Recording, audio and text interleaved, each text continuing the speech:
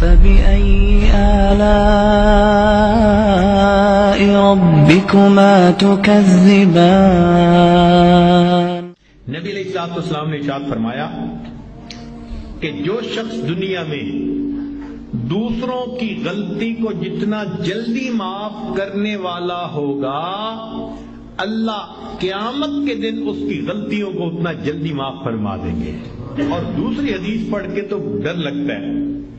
نبی علیہ السلام نے فرمایا کہ اگر کوئی بندہ دوسرے سے غلطی کی معافی مانگے اور فرمایا کہ اگلا کہے میں معاف نہیں کرتا، نبی علیہ السلام نے فرمایا یہ جو کہہ رہا ہے نا میں معاف نہیں کرتا، یہ قیامت کے دن میرے سامنے حوض کوثر پہ حاضر نہ ہو۔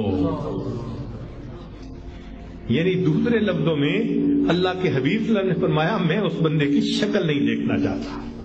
آج تو یہ حال، خاوند بیوی کی غلطی کو معاف نہیں کرتا، بیوی خاوند کی غلطی کو معاف نہیں کرتی۔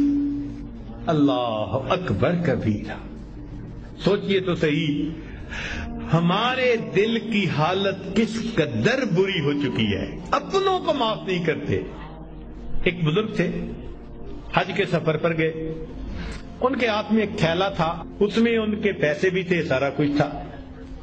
ایک نوجوان آیا اور اس نے جلدی سے دوڑتے ہوئے جو ہمیانی ان سے چھینی اور چھین کے بھاگ گیا۔ اللہ کی شان کہ جس نے ہمیانی چھینی تھی نا، یہ تھوڑی دور آگے گیا تو اچانک اس کی آنکھوں کی بینائی چلی گئی۔ کئی دفعہ ہوتا ہے نا بیٹھا ہوا آدمی اٹھے تو آنکھوں میں اندھیرا آ جاتا ہے، تو اس کی بھی ایسی حالت ہوئی کہ اس کی آنکھوں میں اندھیرا، بینائی چلی گئی۔ لو جی اس نوجوان نے تو رونا شروع کر دیا۔ لوگوں نے پوچھا کیوں روتے ہو؟ کہنے لگا کہ میں نے ایک بندے کا تھیلا چھینا، پیسے چھینے، مجھے لگتا ہے اس نے بد دعا کی، اللہ نے میری بینائی چھین لی۔ ان کا بھئی وہ بندے وہ کہاں ہے؟ کہنے لگا فلاں حجام کی دکان کے قریب۔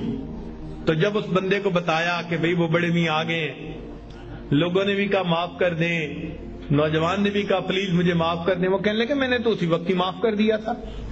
وہ کہیں جی یہ آپ کے سارے پیسے لے کے بھاگ گیا اور آپ کہتے ہیں میں نے اسی وقت معاف کر دیا تھا۔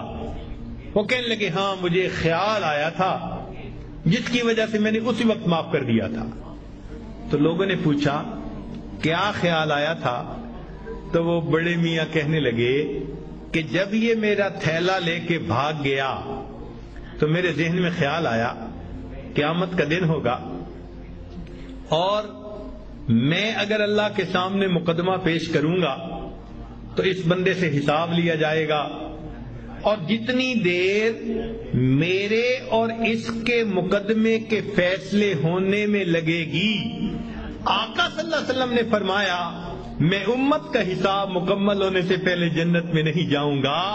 تو خیال آیا کہ جتنی دیر میرے مقدمے میں لگے گی، میری وجہ سے میرے آقا صلی اللہ علیہ وسلم کو جنت میں جانے میں دیر لگے گی، میں نے معاف کر دیا، نہ مقدمہ پیش ہوگا نہ میری وجہ سے میرے آقا کو دیر لگے گی۔ آج ہماری اگر یہ سوچ بن جائے تو ہم ہر ایک کو معاف نہ کر دیں کہ ہماری وجہ سے تو ہمارے آقا کو دیر نہ لگے نا جنت میں جانے میں۔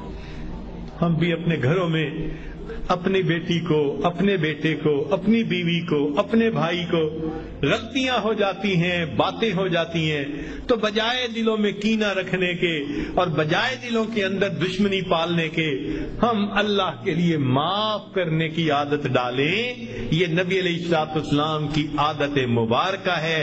اللہ ہمیں اس سنت پر عمل کرنے کی توفیق عطا فرمائے، اور اس کے بدلے اللہ قیامت کے دن ہمارے قصوروں کو معاف فرما دے۔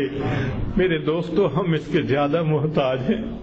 دوسرے نے تو ایک غلطی کی ہوگی اور ہم نے پتہ نہیں اللہ کے کتنے گناہ کیے ہیں۔